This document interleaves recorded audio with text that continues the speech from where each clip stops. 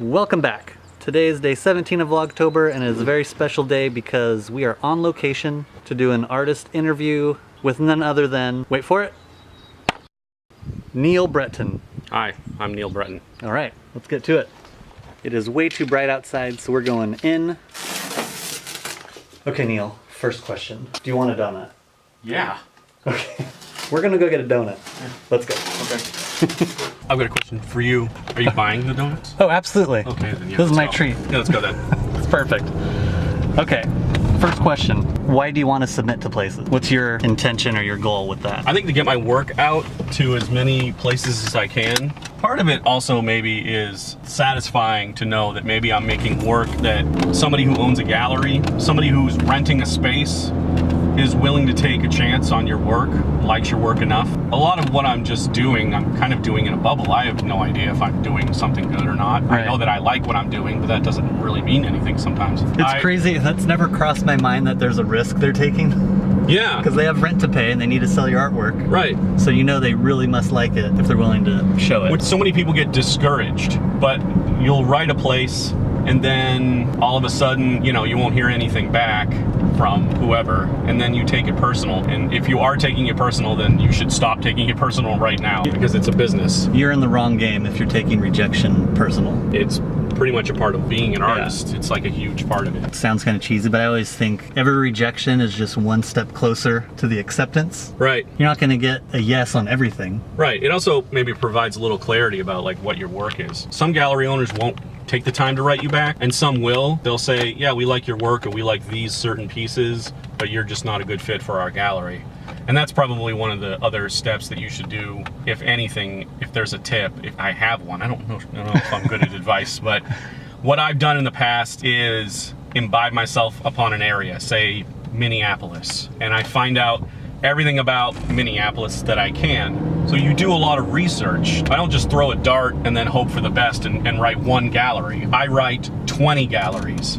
And I find those 20 galleries through like a local paper, or maybe somebody you know lives in that area. That's always like a really great way to figure out somebody who has their boots on the ground. Right. Who like knows the neighborhood or knows a place that you should probably try to show at, and then you write them. And you don't write them an email like, hey, I want to show my work in your place. Be a little more tender about it. Do you accept submissions? When do you accept submissions? You get a conversation started with these people, and then all of a sudden maybe you have an in that way. That's a really smart way to do it, because I feel like a lot of people would just start off out the gate saying, I want to show my work in your space. Yeah. Then there's no conversation. It's like, no, why? You're asking, yeah, suddenly you're asking You're them. a complete stranger asking for... Yeah. Yeah. Look, it's closed. That's disastrous. No donuts for you, fatso. When you write to them and they say, yes, we're open to submissions, what do they ask for? What would you send? I'd send whatever they want. If they want a picture of my grandmother, I'm sending them a picture of my grandmother. Whatever they want, send to them, and send to them quickly so they keep you kind of top of mind. Definitely be prompt and definitely be on top of it. Write them back immedately and then follow up with them. But this is all no-brainer stuff, I think, right? You got to do the follow-up. Yeah, absolutely. Next step is commission artwork, because I feel like for the most part as an artist you make something and you hope to sell it, but with a commission they're asking you to do it. Yeah. So a lot of times you get paid, you know, half up front, half when they pick it up, or they pay in full. So do you encourage artists to do commissions? No. Really? How come? I don't think so. But you do a lot of them. I don't do that many. I think I do them now. Now I learned something from you. At some point I was making something and somebody would be like, oh, this is cool, but can it have this, that, and the other thing? And I would just bend over backwards for them, which to me creatively felt like a little bit like selling out. And why it felt like that was because I had made this thing, had the idea, and it had its own nucleus, and then suddenly we're changing the way it worked to be like something that I didn't like or didn't want it to be. But when I learned that you could say no to somebody who's interested in your work, and I learned that from you. The ice cream store said, we want something, and we want that person to hold an ice cream. And you said, no. And they were like, okay, well, just do whatever you want, right, or do what you want to do in your way. When I realized that you could say no, then it kind of opened it up in a lot of ways. So right. I think, should you do commissions? Yeah, I guess in a way You should, but as long as you're doing the commission in a way that makes you feel comfortable, not something that feels like, oh, that's something I would have never done this. Right. I would have never put those. You don't want to compromise your integrity. Right. I think that's the biggest part about it. As long as Yeah. you're doing commissions that you like. I just did a commission for somebody that I really like a lot. Nice. Mine are always, a lot of times it's paint a weird object. Because my art translates well to painting on weird so paint stuff. on a weird object. Yeah, like I'm painting a Paint drum a- cymbal right now. Are you? Yeah. Okay, that's cool. Yeah, it's cool. I don't know, how's that gonna work? What? He's gonna hit it. Hopefully it won't It's a chip. cracked drum cymbal. Okay, so he's gonna have it on his wall. It's decorative. Yes. Oh, that's great. Yeah. Please don't ask me to do that. I will not paint a pool scene on a drum set. So let's talk about selling out. Because I do a lot of merchandise, and I don't know if you're totally on board with a lot of it. I think I am, but I don't think it's selling out. Like, I don't know what selling out is. I think selling out was something that somebody who had sour grapes about somebody else's success. It's like a thing that they made up. If you've compromised who you are or what you do, then you feel like you've sold out. But as far as financially selling out, if Coke called me tomorrow and wanted something, then I would make something for Coke and make money on that. Even though you don't drink Coke and you're against it. I don't need to. I Right. need money. I don't think anybody has any problem selling out. I think most artists that I know would absolutely happily sell out. The punk rock definition of selling out. Sometimes I battle in my head on if I would turn down a cigarette company. You know what I mean? Yeah, I think obviously there are places that slowly get you into like where you morally disagree with that thing. That's the part where you would be selling out. So Yeah. if they commissioned you to do something, then you don't have to do it. Yeah. Exactly. We're going back to the studio.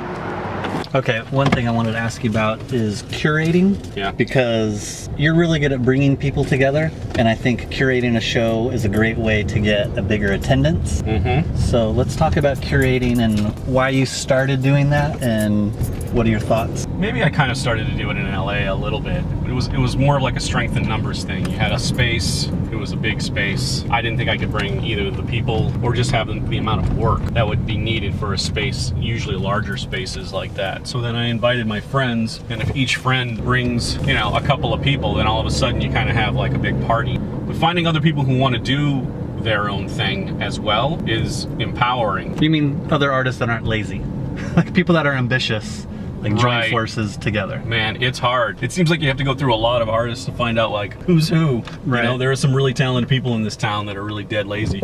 If you're going to curate a show a month from now, what are the first steps you would do to get that ball rolling? So do you want the artist before you have a venue? I think I want to kind of simultaneously, at this point, that's what I do now. I used to do it the wrong way, which I feel is get a venue, get a show, and that show's a month from now. Don't ask people a month from now, like, hey, can you get it? Because then you'll probably get work that's been sitting for a while. If I'm gonna think about a group show, I want to think about the art that hopefully all works together, that's curated well, like all of the people that are doing art, they're making art that makes sense together. Specific art for the show. Right. You also want to have 3 or 4 months in a lead, or next year. So I'm co-curating the show next year, and I've been working on it for a year. We've handpicked some people, and I've given those people a lot of time, obviously, months and months, almost a whole year. Right, like if they screw that up, yeah, then something's really wrong. Then they're just lame. But luckily, I've found some really great artists that are coming from all over the country to do this show, but it's been a total labor. It's easy to whip up a local show with some buds and get a case of beer and invite your friends. Those shows are cool too, but there's something really satisfying about working this hard on putting a show together that makes sense, because all the artists kind of are doing something that can talk to each other. So that was always the cool part. Oh, look here, it's Bird Church. sweet. Oh yeah, we have to stop at Bird Church. You better check this out. Are we getting out of the car? Yeah. Why not? Let's do it. Let's do this adventure. Like you shoot. Oh, thanks. I think you're talking about me. I think he was talking about my shirt. I don't think so. It's a Cobra Shelby shirt. I know, but I think they were. Whatever. Yeah, it's probably yours. Is there anything else you want to talk about I want curation? to argue about our shirts again. Should we swap for the next question? Is there anything else about curating? Do you encourage it? It's good to learn that way, and it's always good to have some friends along. You'll learn a lot being a curator if you can do it. When you're an artist, you walk around like that to show off? Yeah. The babes love it.